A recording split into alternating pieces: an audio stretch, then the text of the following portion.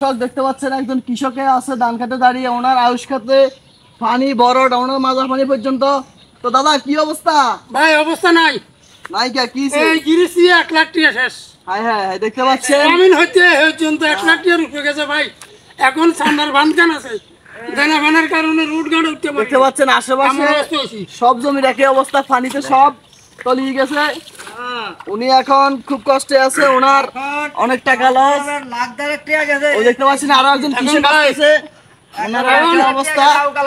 সরকারের দিকে আকর্ষণ করি বলছি, যদি কর্তৃপক্ষে কিছু সাহায্য করে তাই আমরা তাহলে সোজা হইতে পারি, নইলে অবস্থা নাই। সাহায্য দরকার কি ভাই? কোন আগে ইন্দি বড় বড় এখন খাল কাটে দিতেন, খালে দিয়ে হানি চলে যায়। খাল কাটবো কে ভাই? বেঙ্গলি চোর, সরকার দিলে চোররে খাই এলা। এবছর এই রাস্তার দরকার কি আছিল? খাল কাটি দিত, মানুষের 10 ফুটের উপরে হইতো, শত শত মাইলের। এখন শত শত মাইলের মারি দিয়ে।